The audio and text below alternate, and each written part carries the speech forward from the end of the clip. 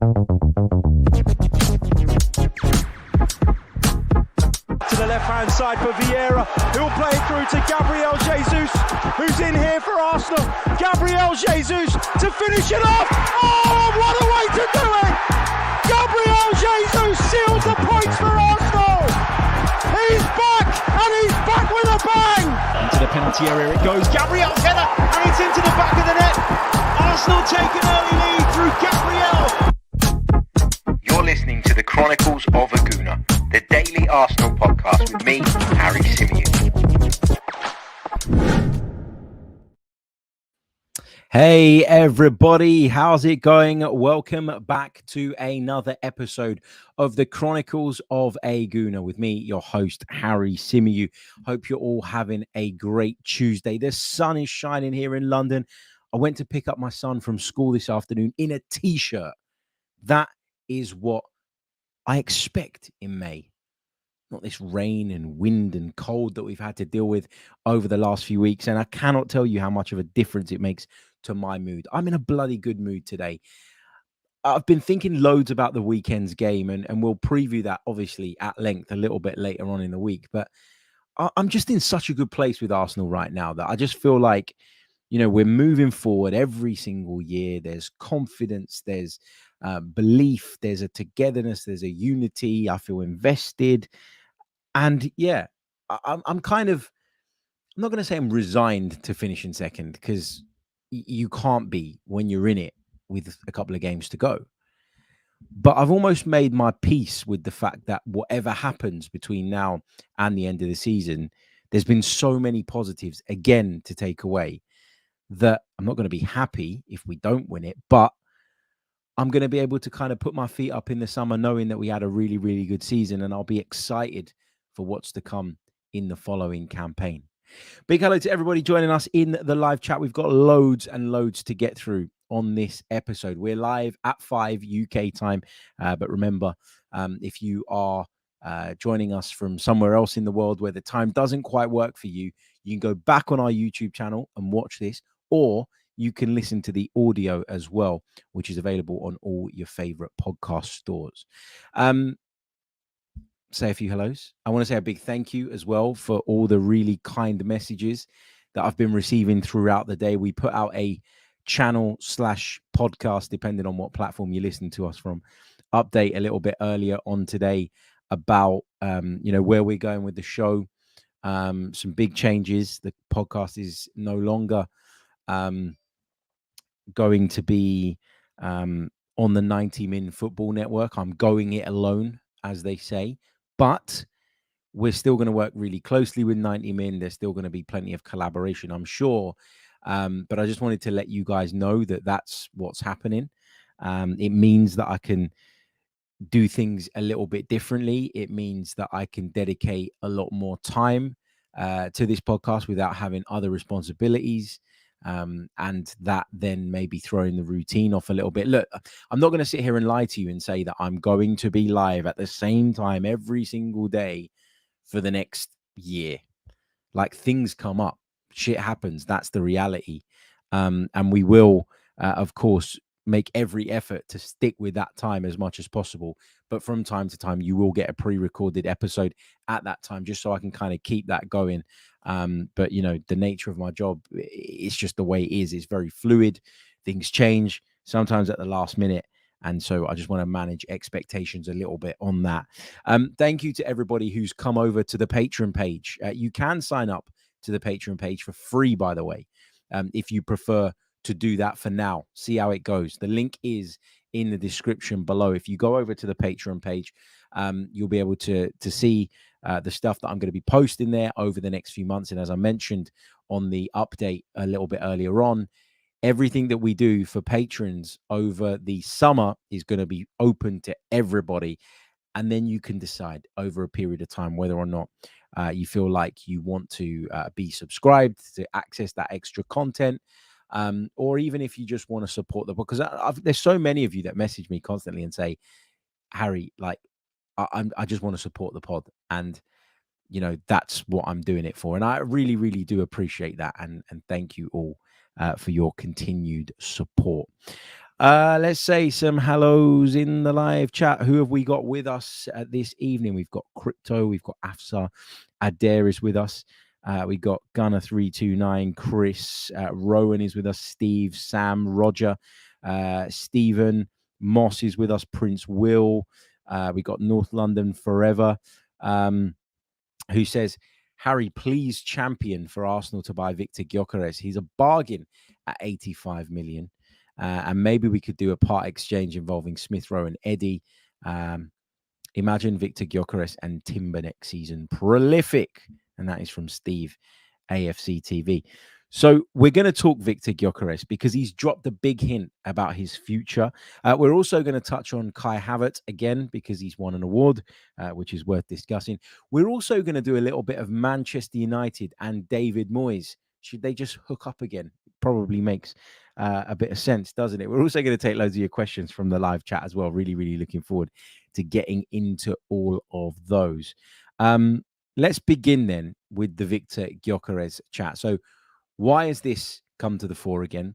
Why is he a talking point again? Look, I think at this point in the season, all the focus, particularly when you got loads to play for, needs to be on the football.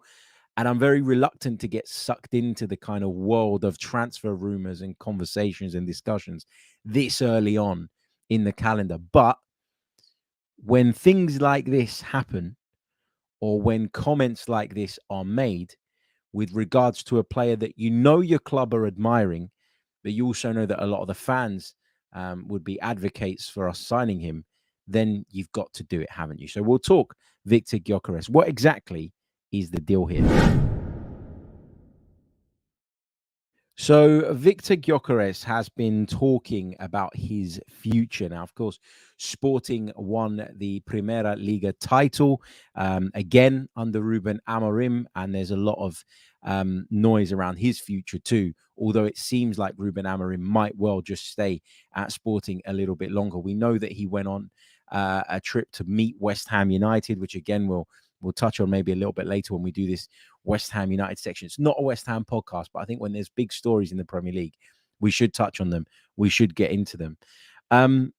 So Ruben Amorim's future was up in the air. Looks now like he might be staying put.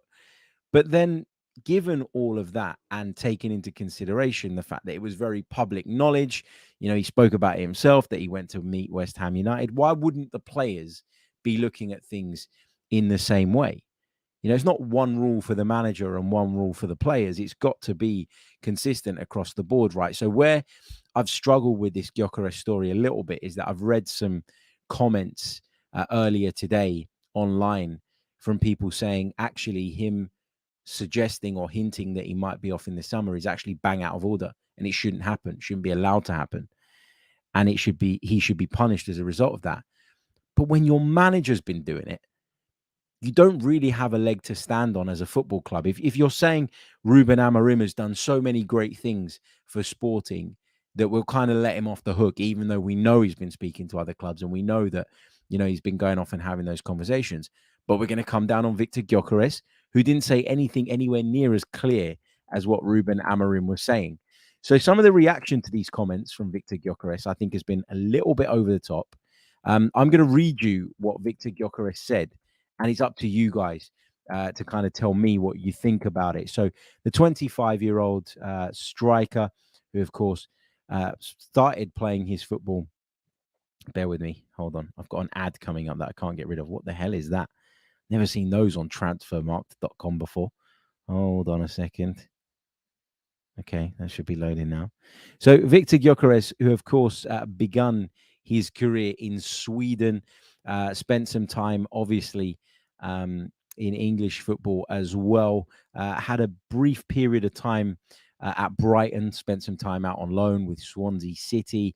But where he really kind of made his name was with Coventry City, whom he joined from Brighton in July 2021.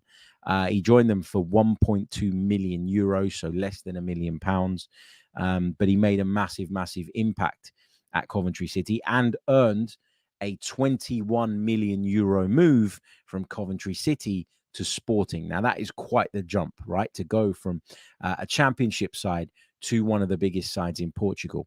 And he's made an incredible impact there. If I look at what he's managed this season, this is in the Primeira Liga alone, so the Portuguese top flight alone.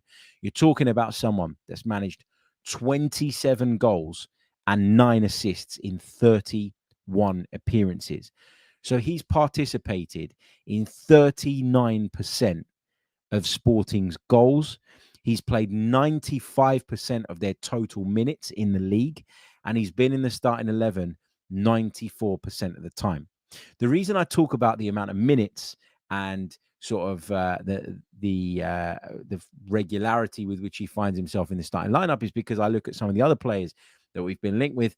Alexander Isak. I know a lot of people would love to see us get Alexander Isak. I know my good friend Tom Canton over at the Gooner Talk TV thinks that he's the one, and we should really be going out on a limb to try and bring him in, and that would be the best signing that we could possibly make this summer. The thing is, the big question mark around Alexander Isak is never going to be about his talent, because we all know that he's got that, and we know that he's got bags of that. The question mark around Alexander Isak is always going to be around whether or not he can stay fit and whether or not he's worth a huge investment, given that his injury record is pretty patchy and that, there's always a chance that he's going to pick up this type of muscle injury that we know has plagued him for a little while.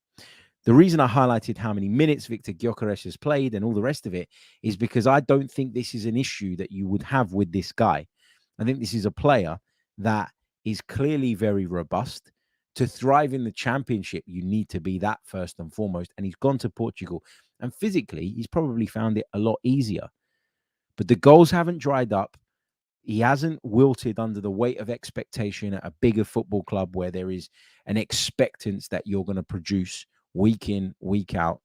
Instead, he's proven to people that he can make a step up. Now, the question is, can he make another step up to a club like Arsenal Football Club? Now, that remains to be seen. But the reason this story has come to the fore again today, I've digressed, I know, is because speaking to the outlet Ebola, this is what Viktor Gyökeres had to say with regards to a question about his future. He said, "Stay next season. It's football. It's normal. I can't promise anything. I really like being here, but in football, everything happens very fast and we have to adapt. I can't make so many predictions. It's difficult. There's still games to play this season, and then we will see." So he's not shut the talk down. He's also not said, "I'm off." He's hinted at the possibility that he could move on. And he's almost, in my opinion, just stopped shy of issuing what they call in journalism a come and get me plea. He's not quite gone that far. He's not overstepped that line. He's not overstepped that mark, in my opinion. But he has made it clear, I think, that if the right offer comes in, he will consider it. And I'm sure that if somebody gets close to the 100 million euro release clause that Sporting have in his contract, they will consider it too. Now, often we hear of these big release clauses, and Alexander Isak, to go back to him, was an example of a player that had a huge release clause during his time at Real Sociedad. It was around about 90 million euros from what I remember. And I always said to you guys that there was a good chance that you could land Alexander Isak for less than that. That was the kind of safety net for Real Sociedad. But if you went in with 65, 70 million, you probably do get the deal done. And that's around about what Newcastle went in with, around about 60 million pounds, and they got the deal done. So if you convert the 60 million pounds into euros, it's probably about 60, 66, 67 million euros. They were still a good 20, 23 million euros shy of the release clause. But sometimes these offers, they don't need to be as high as that. They just need to be respectable. The clubs put those release clauses in to protect themselves from people coming in, turning players' heads, and then trying to strike bargain deals. With a release clause like that, the selling club has all of the power. And so people will go on about this 100 million euro release clause that Viktor Gyökeres has. I honestly believe going into the summer that you could get him for significantly less than that, as long as you make a serious offer and if you've got the buy-in from the player as well. This is why people on the continent bemoan the sort of growth of the Premier League and see sort of some of the things that have happened in recent years as being a little bit unfair, because what has happened is the chasm between Premier League football clubs, generally speaking, and a lot of the clubs on the continent, with the exception of a small group of them, is that the gap financially has widened over a long period of time, to the point now where if you're Sporting, you can put that release clause in. But who are you putting that release clause in for? You're only really putting it in for the Premier League clubs, because nobody else, with the exception of maybe Real Madrid, maybe Bayern Munich, maybe Paris Saint-Germain, can get anywhere near that money. So it's almost as if clubs are sort of setting themselves up to eventually get to a place when they have talent to be able to ship them over to the Premier League and try and make as much money on them as they possibly can. So Viktor Gyökeres, will he be on the move in the summer? I think if someone makes the right offer, then there's a good chance. Will Arsenal be the ones to make that offer? I don't know. And the reason I don't know is because if you'd have asked me around December time what Arsenal's big priority was going into the summer, I'd have said to you that we need to go for a big money striker, a big old centre forward, someone who's got the technical attributes, someone who's got the physical attributes too. Sorry, I'm so amateur today. My phone's on loud, and yeah, you all heard my ringtone. What was the show called again? Oh my God, I've forgotten what it was called. Oh, that's terrible of me. Anyway, Succession. That's the one. My phone's always on silent. I forgot that was even my ringtone. But anyway, going back to what I was saying, if you'd have asked me what Arsenal's priority was, I'd have always said, yeah, striker. That's the position that we need to fill. That's what we need to do next. That's the next big signing that we make in terms of the project. However, the emergence of Kai Havertz has maybe changed my mind a little bit on this. Now, I'm not sitting here saying that Kai Havertz is the best centre forward in the world and that there's no reason whatsoever for Arsenal to be considering their options in that area of the park. I'm not saying that at all. What I am saying is that he's shown that he can produce to a good level. I think this is a team that really, its kind of strength lies in its ability to spread goals around. There isn't one source alone. Yes, Bukayo Saka's leading the way on goals, but there are players that aren't a million miles behind him. Whereas when you look at like Tottenham over the years with Harry Kane, there was always Harry Kane leading the way. Maybe Heung-min Son was not far behind him, but beyond that, there was a massive drop-off. You look at Manchester City now, and you look at someone like Erling Haaland, who's always going to lead the way because they funnel a lot of their play through him, and a lot of their game plan is built upon feeding him. And we all know what a devastating finisher he can be. So, yeah, I mean, I don't look at this Arsenal team and think that the centre forward that we have has to be someone that gets 30, 40 goals. I think if it's someone that contributes a sort of decent amount themselves, but also facilitates others, I think that's a better fit in this current system and with what Mikel Arteta wants to do. Kai Havertz, who was named Arsenal's Player of the Month for April, has made me sort of rethink this. And I'm now wondering if we go bigger on another midfielder or we go bigger on another defensive player and just rely on the fact that between Havertz and Jesus, they can fill that position for us. You know, you could always use Leandro Trossard in that area as well. We talk a lot about what a great finisher he is. I'm just starting to wonder if maybe because Havertz is playing with loads of confidence, we should slightly pivot in terms of what our priorities are this summer. So that makes me have doubts about whether or not, you know, we would go and spend close to 100 million euros on a centre forward, full stop. But I also have some doubts about Viktor Gyökeres. Now, I think he would be a good fit in theory. You look at players, you watch them as much as you can, you try and figure out what their strengths are, what their weaknesses are, what parts of their game would probably fit in with what you have, and which parts of their game maybe don't quite fit in with your overall vision and maybe need adapting a little bit. And then the question comes of, is that player adaptable enough? Can they be molded into a player that works in our system? So I'm not really sure about the Viktor Gyökeres thing, but he's clearly open to a move. I think Sporting would be more than willing to move him on if the right money was to come across the table. And having that 100 million euro release clause, I think, guarantees them that if you don't get there, you get near enough for them to be satisfied. And so they stand a great chance of cashing in big on the striker this summer. Also, as well, you look at his age profile, 25 years old. It's pretty good. He's not too young in that you don't know what you're going to get from him and that you'd only be paying for potential. But he's also at an age where he's still got plenty left in the tank in terms of, you could even argue that his best years are still ahead of him. If you look at his record in the Europa League this year as well, 5 goals, 2 assists, so 7 direct goal contributions in 9 appearances, 3 goals in the Allianz Cup, and 6 goals and 4 assists in 5 appearances in the Taça de Portugal, which is another competition. So, yeah, he on paper and statistically, it looks great.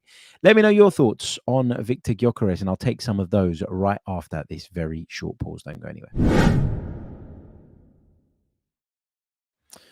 Okay, welcome back to the Chronicles of a Gooner podcast with me, your host, Harry Symeou. Just a quick reminder, if you haven't done so already, please do like the video. If you're watching us on YouTube, subscribe to the channel. If you're watching us on YouTube, and if you're listening on audio, please subscribe to us on whichever is your preferred audio platform. Reviews as well, guys. They are massive in the podcast space and really, really help. I've set myself a target.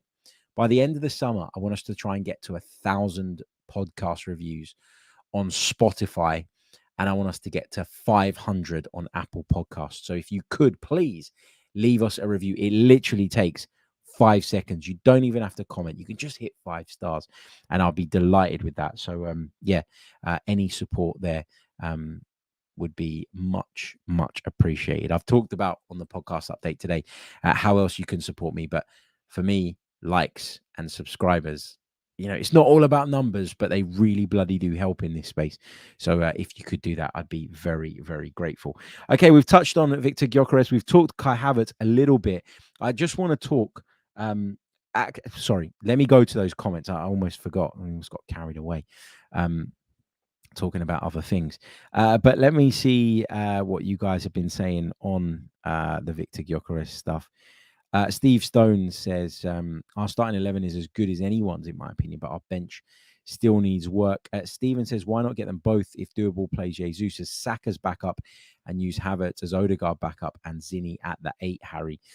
This idea of Zinchenko playing at the 8, right? I don't actually, in theory, disagree with it, because we know how comfortable he is on the ball, and we know that he's played plenty of games in midfield, particularly at international level.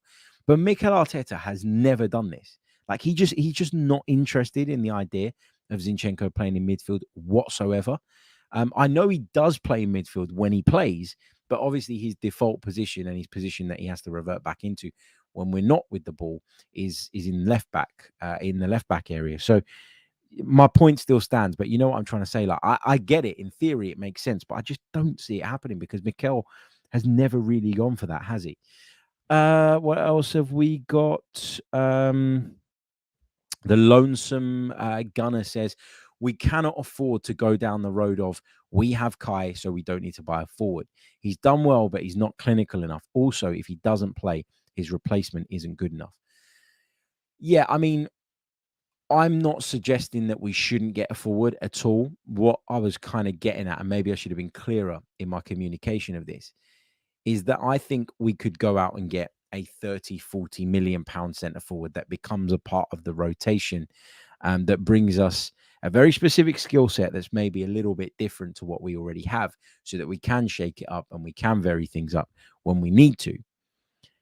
The point I was making is that now the position that you still want to go and drop Declan Rice levels of money on? Or do you go and look at that position and say, I can save a bit here by doing something a bit different. Maybe I'm buying someone who's 70% of what I need, but then I use Kai Havertz and Gabriel Jesus to supplement the rest, and sort of to be able to rotate, etc. I don't know. I understand why people feel that way. I just wonder if it's one where, all right, you don't stop prioritizing it, but maybe you sort of adjust how much you're willing to drop on that position in relation to maybe some of the other positions. Khalid says, I think Watkins has shown this season that he can play with a team and contribute in interplay. And the final third, I think Havertz has done really well, but he does miss a lot of chances. So Khalid suggesting that maybe Ollie Watkins could be the answer. This is the thing, mate. Like, look, I don't think Villa would sell because Villa are a very wealthy football club right now. They've got huge ambitions of their own. They're probably going to be in the Champions League next season, which reduces their need to bring in finance because obviously their books are going to look a lot healthier as a result of that. But if you're going to go and spend 100 million euros, so what's that, 85, 86 million pound on Viktor Gyökeres, why wouldn't you test Villa's resolve and try and potentially turn Ollie Watkins' head? Why wouldn't you try and test Newcastle's resolve for Alexander Isak and maybe try and turn his head as well? So do you see why I have reservations about Viktor Gyökeres? It feels like you're going into crazy territory in terms of the cost. And I know that that's what the market demands nowadays. But if you're willing to spend it on him, why wouldn't you try first and foremost to maybe unsettle a couple of players in the division that we know can do it in this league? Damien Kelly, not happy with the mention of Ollie Watkins. Dominic says, as good as Kai has been in his role as a striker, it was clear in Arsenal's Champions League run that an out-and-out striker was what was lacking. Kai could still have his role, and Gyökeres is versatile as well. Tom says we need to buy a striker who can play wide as well, like Isak. Matthew says, spend all our money on Isak. Paul Abutu says, I'm not so keen on the signing of a striker, but I'm more keen on a specialist 8 and a right winger who can compete with Saka. Our strength lies in sharing the goals. I think there is some validity to that point about sharing the goals. I really, really do. Okay, short pause. When we come back, we're going to talk about some other bits and pieces. We're going to touch on Manchester United. We're going to talk about an update from training today with regards to Takahiro Tomiyasu. And we'll maybe do a little bit of David Moyes as well. Get your questions in, your thoughts in to the live chat. I'll pick up as many of those as I possibly can. Short pause, and we're back right after this. You're listening to the Chronicles of a Gooner. Like and subscribe.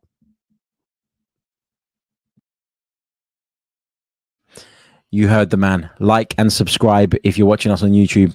If you're listening on audio, wherever you're joining us from, like and subscribe. It really, really does help. Okay, so Arsenal took part in training today, obviously ahead of that game at Old Trafford this weekend. And it was reported that Takahiro Tomiyasu wasn't present in the training session. Now, it was said at the time that he might turn up later. And I don't know if that did or didn't happen. But it does ring alarm bells, doesn't it? Because this is a player that, you know, we've constantly had worries and concerns about in terms of his fitness. And when you hear things like he's not in a training session, it just kind of starts the stress all over again, because I think him coming back in at left back has added that defensive solidity that maybe was starting to evade us just a little bit. I don't know. I don't know. I just think Tomiyasu is the most solid option that we have defensively, maybe barring Jurriën Timber, who we haven't seen any of really because of the injury problems that he's had. But to hear that he's not involved in training, you know, maybe there was a decision taken that he needed a massage, or he needed some sort of physiotherapy, or that he was better off doing gym work on this particular day. Maybe it's Arsenal being really kind of careful with him because they know that he's had a long list of problems in the past. And if that's the case, then yeah, okay, like no big deal. But it is something that does set alarm bells ringing, isn't it, when you hear it? We also heard that Bukayo Saka was wearing some strapping on his leg. I'm not laughing at that. I'm laughing at one of the comments, which I'll get to in a minute. But Kai Havertz was wearing some strapping on his leg after sustaining a quite a serious gash against Bournemouth. But he was okay to participate in training, which of course is good news. Some really nice comments coming through, guys. Thank you so much. Ogachukwu says, "Hi Harry, I wish you success with your new endeavors. Keep up the good work. I love your work. Thank you so much, mate." Ross Morgan says, "All the best on going it alone, Harry. I wish you every success." Thank you so much. This was the comment that got me laughing. Whoops. Gunner329 followed up, but it was originally from Dale, who said, "What are the child labor laws in England? Listen, my son volunteered to do that. My son sometimes, and you'd never know it because he's become really good at sort of keeping it shut nowadays, but there's been times recently where he's wanted to to participate in the podcast, and it's like, how can I bring a 5-year-old on a podcast? So I can't. But sometimes he sits on the other side of this room and he just listens, and it's a bit like weird for me because I don't understand why he finds it interesting, but he does. And he wanted to have a go on the microphone, and so I said, okay, say this, and if you do it well, we can use it in the show. And he absolutely nailed it. So it was all voluntary. There was no child labor or anything like that. Aaron says forcefully volunteered. No comment. Okay, we got to talk a little bit about Manchester United, and I don't really want to go in too hard on Manchester United, to be honest with you, because we play them this weekend, and it would be so Manchester United to turn up for one night only, one afternoon only, next weekend, and scupper our title hopes. I think they've been a car crash all season. I think they've been rotten in so many ways. I think that tactically they're all over the place. I think that in terms of the commitment levels, it's clear that they're just not where they need to be. And I do wonder sometimes if the players are even half interested in sort of Erik ten Hag continuing, because if you watch some of the performances, it doesn't half feel like they've thrown in the towel for him, and that they just want to see change, and you know, that they're not responding to whatever he's doing. Obviously, I'd love him to stay there forever, but I don't think that's going to happen, because on Monday Night Football away at Crystal Palace, they literally hit rock bottom. To lose 4-0 to Crystal Palace, albeit an improved Crystal Palace under Ole Glasner, I think is Manchester United really sort of hitting the sort of the rock bottom point, if that makes sense. It's not good for them.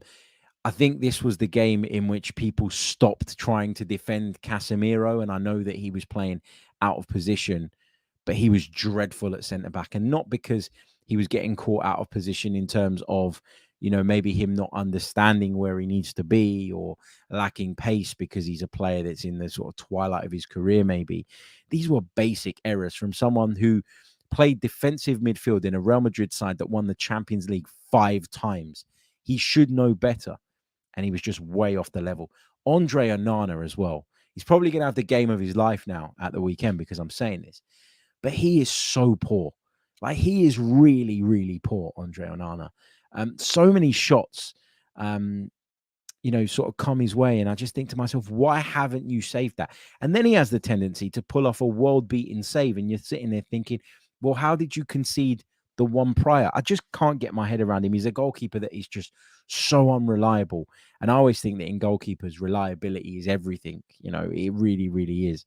But yeah, I'm well aware that they're probably going to turn into prime Barcelona on Sunday and cause us a problem.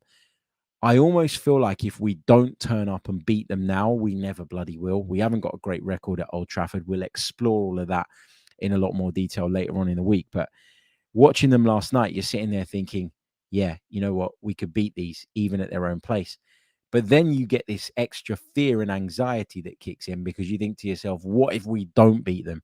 Can you imagine what the narrative is going to be if our title charge comes unstuck against a side that are as poor as them right now? They're really, really bad. But it's still not an opponent that you can take lightly, because as I've said before, about Manchester United on the 90 Min show and in various other places. Regardless of how inept they seem tactically, regardless of how disorganized they seem, they still do have a lot of match winners in the group. And that obviously could be a problem.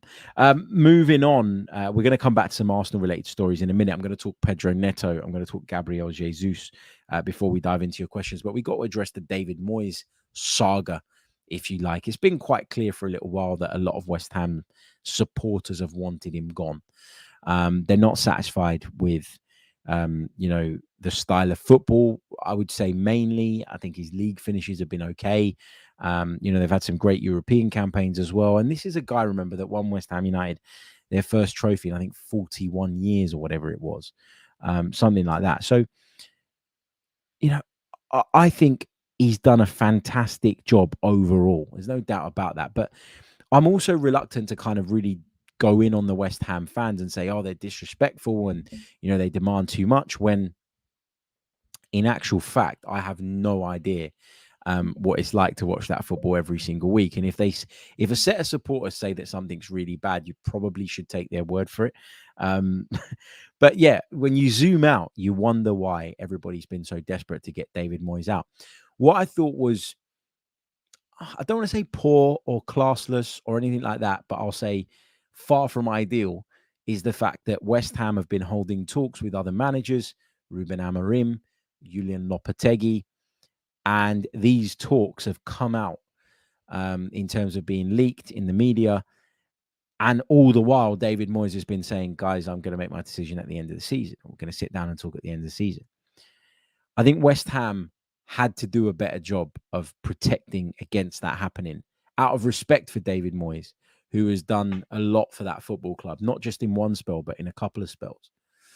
So that's where I'd take a little bit of an issue with West Ham United. But look, the leak might not have come from them. And obviously they know that David Moyes was probably going to move on. There needs to be succession planning going on behind the scenes. So I'm not as angry at West Ham Football Club as a lot of people are, West Ham United, I should say. But I also think that they could have handled this a lot better. And I think actually they were forced into announcing yesterday that David Moyes is leaving because of these reports and because they were trying to save face, basically. But yeah, David Moyes is off. Julian Lopetegui is going to take over. Apparently rejected Bayern Munich. Imagine rejecting Bayern Munich to go and manage West Ham United. It just shows you the power of the Premier League, doesn't it? With all due respect to West Ham United. But a player that I do want to talk about that we've been linked with is Pedro Neto, another one whose name constantly comes up. According to David Ornstein, Arsenal are a bit concerned by his injury record, and that might put Arsenal off of going out and bringing Pedro Neto in, given what Wolves would likely be demanding for him as well. So, yeah, it's a really interesting one. I think a lot of Arsenal fans out there believe that he'd be a really good fit and a really good signing. Equally, there are a lot of us on the other side of the fence that think good player, talented player, but injuries are a big problem. And there's a lot of players that I feel like that about right now, which is why I think going into the summer, Mikel Arteta, Edu, and all the people working on recruitment have a really difficult task ahead of them. You always want to strengthen. You always want to build. You always want to make the group stronger. But there are so many players that I look at and think great fit, but then they have I don't know what the right word is, like caveats next to their names in terms of why maybe they're not the right ones to go out and sign. I don't know. Let me know what you think. We've also heard that Palmeiras, according to a Brazilian outlet, are interested in taking Gabriel Jesus on loan. This made me laugh when I read this. On loan? Are you having a laugh? If he went on loan to Palmeiras, what would we gain out of that? Nothing. This isn't a young player that we're trying to get match time for, that we're trying to build up in terms of experience. And this isn't a player, I don't think, that we're trying to put in the shop window. And if we were going to loan him out to somebody, would we loan him to Palmeiras, or would we loan him to a club in Europe that has a better financial structure that would be able to cover the majority of, if not all of, his wages? We're not going to send him to Palmeiras and pay 3/4 of his wages for Palmeiras to field him every week.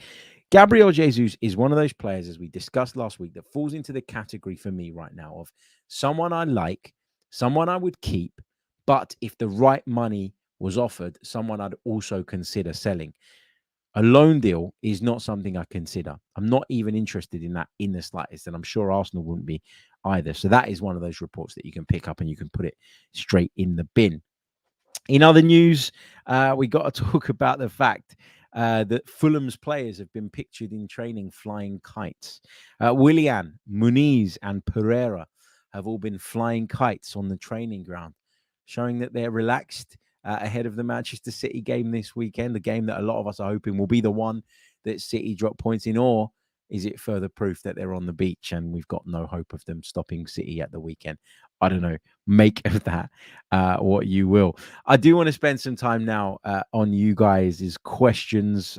So please do get as many of those in the live chat as you possibly can. We'll do around 10 minutes or so of your questions. But just a quick reminder to leave a like on the video if you haven't done so already. I'm going to check where we are in terms of likes in just a second. Hold on. Let me just open the YouTube page on my second screen. Loading. Why is my internet so bloody slow today? Like I just upgraded my package as well the other day, even further than what it was initially. So I'm not happy about that. I can't see how many likes we got on the board. Why not? Hold on. No, it's not showing me. What's going on here? Analytics. Just can't see. Oh, 95. That's nowhere near good enough, guys. There's no reason why we shouldn't have a couple of hundred likes on the board at the absolute minimum, given how many of you are watching us live right now. Thank you for your support, but please like, subscribe. It really, really does help. Okay. Let's do the questions then. We've talked Gyökeres, we've talked Tomiyasu, we've talked Havertz, Moyes, Man United, Neto, Palmeiras wanting Gabriel Jesus. Just a quick reminder as well to go and check out the channel update, which you can find on the channel and the last pod on your feed, where I bring you guys an update about the podcast and the channel and where it's going moving forward. There is a link in the description of this episode, but also that update where you can go over to our Patreon channel. If you want to support, sign up. If you want to sign up for free, you can as well, because over the course of the summer, I'm going to be giving you loads of Patreon content for free to give you guys a taster of what's to come in 24, 25. And then if you want to join, by all means, go for it. But also, if you go onto that Patreon landing page, there is a link to a Discord server, which I'm opening up to you guys for you all to join. We can have conversations about Arsenal. You can have conversations amongst yourselves as well. We'll run polls. We'll ask questions. We'll share updates in there. And I know from speaking to some of you guys that sort of people from these Discord servers and sort of from this community have become really good friends and meet up often and stuff like that, which is amazing to hear, really. So do check it out. It is really worth your while. Okay, question time right after this.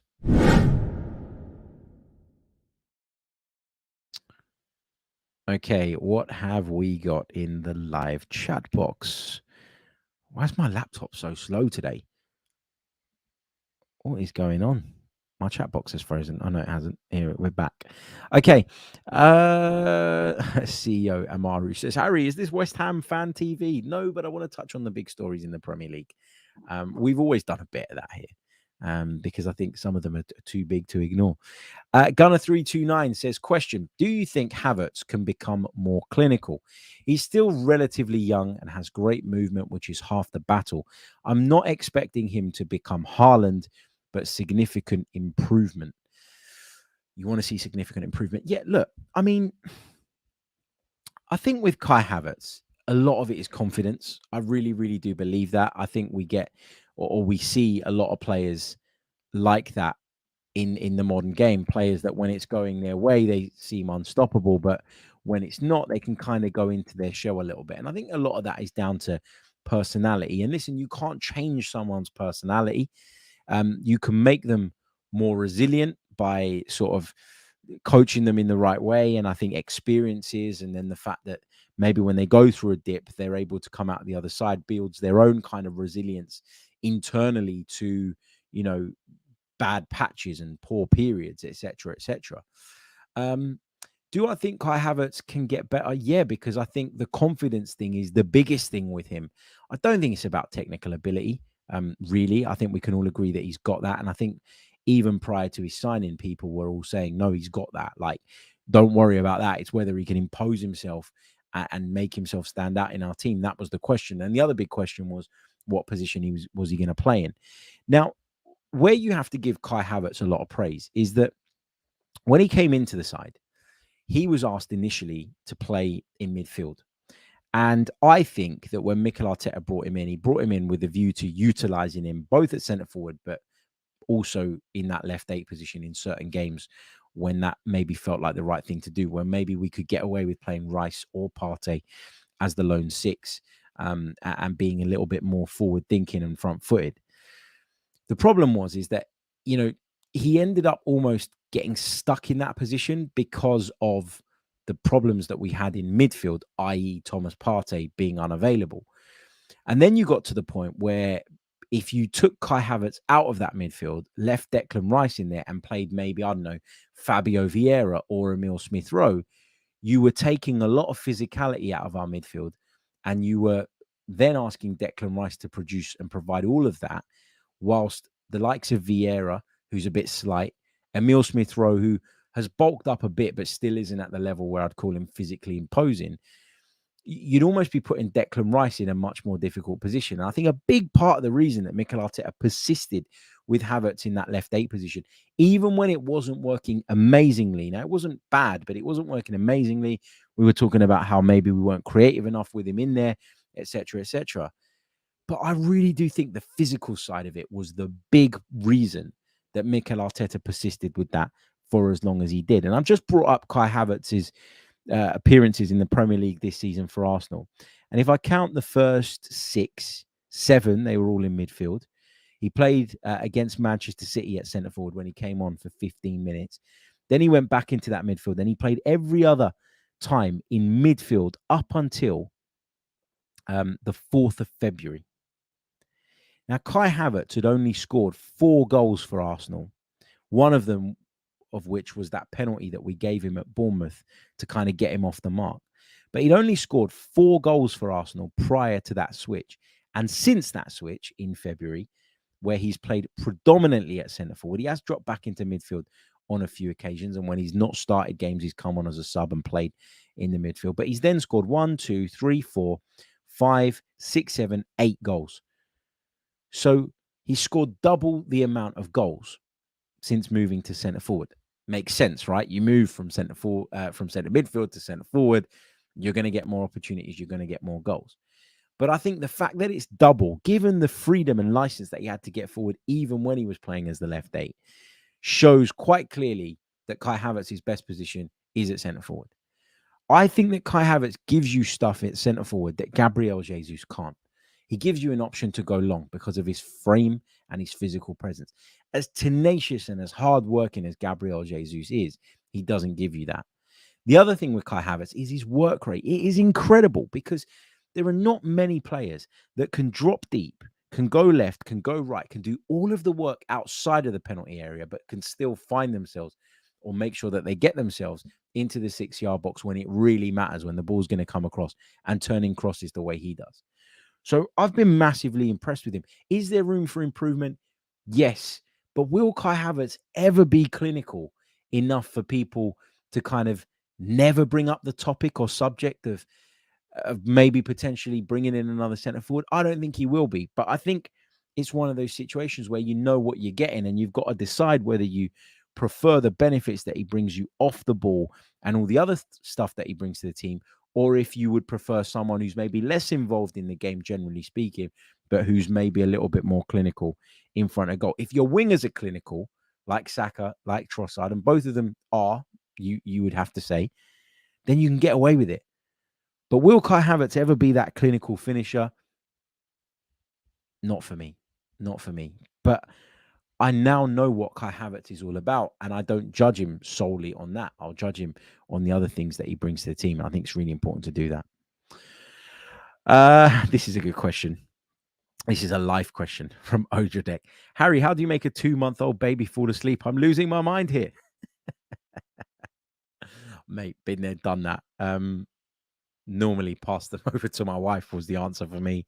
I feel like I'm really good with my kids now that they're like 2 and 5, and that they're a bit more like, they're like little human. They are human beings. They're like little adults now, and you can have a conversation and they can tell you what they want and what they need, and you might not always be able to give it to them. But I find parenting much more easier now than at that stage where they just cry, and the only thing you can really do is either change their nappy or give them some milk. And if those two things don't work well, to be quite frank, you're screwed. What else have we got? Temiola's asking if I was aware of the kite flying in the Fulham training today. Yeah, I was. Mario says, congrats for going solo, mate. I've done this for around 14 years and it was the best thing I've ever done. Scary at first, but so rewarding. Well done, H. Thank you so much, mate. Really, really appreciate it. Temi says, do you think strikers have declined over the years? Only Haaland is close to the old era of strikers like Inzaghi and co. I don't think they've declined generally. I think like we're just going through a bit of a dry patch in terms of like really out and out clinical centre forwards.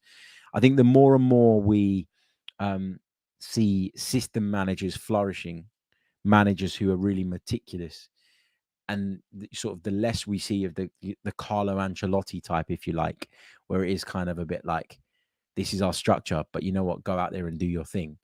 I think you see less of those players, those like maverick players that we grew up with, I guess, if you're of a certain age like myself. But yeah, I look around and I don't think there's a striker out there that I am 100% convinced on. Everyone I think about, like if we think about the names we've been linked with, Gyökeres, worried about the step up and the price. If I think about Alexander Isak, I'm not really worried about paying big money because he's great, but I'm worried about his fitness. If you talk about Benjamin Sesko, I'm worried about his ability to step up and maybe a lack of experience. So those are three names that we're constantly being sort of linked with. And I don't look at any of them and think I'm 100% convinced you are the one. And that's why I think Arsenal have such a difficult job. And that's why I kind of want to sit back a little bit and see what they as a club and as a recruitment team come up with over the summer. It might be someone or something completely left field, completely different to the names that we're talking about right now. So we'll see. We shall see. But yeah, is there a shortage of top strikers? Probably. Right now, I think there's a bit of a dry patch, but I don't think it's something that I would be like worried about in terms of the overall state of the game. I just think we're going through a period like that. I mean, you look at England, for example, right? Just that's just to kind of zoom in on a small sort of sample size. You look at the England squad and you think, bloody hell, they've got so many great attackers. Saka, Foden, Grealish, Palmer, Kane, Watkins. You look at all that and you go, bloody hell, got some great players. And then you look at their backline and you've gone from sort of wealth up front to poverty at the back, because you're talking about Harry Maguire probably having to play. You're talking about problems at left back. At right back, they're pretty well stocked, but there's a load of players that can't stay fit in that position, which is a problem for Gareth Southgate. The point I'm trying to make, and the reason I used England as an example, is because I think that sometimes you can just go through periods of time where you're short of something because nothing's come through. And I think we're in a period in world football right now where there aren't that many clinical strikers. We've got Erling Haaland, Harry Kane, Kylian Mbappe, Robert Lewandowski's probably over the hill a little bit. In terms of out-and-out number nines, people will probably point at Niklas Füllkrug at Borussia Dortmund. But is he top elite level? Not in my opinion, but he is someone that is of that mold, I guess. So, yeah, I just think we're in a position where that's the way it is. Nothing to worry about, nothing to stress about. But you also don't want to go and commit big funds and big amounts of money on players that you're not sure are the right players just because you want to bring in that profile of forward. And maybe if you hold fire a little bit and try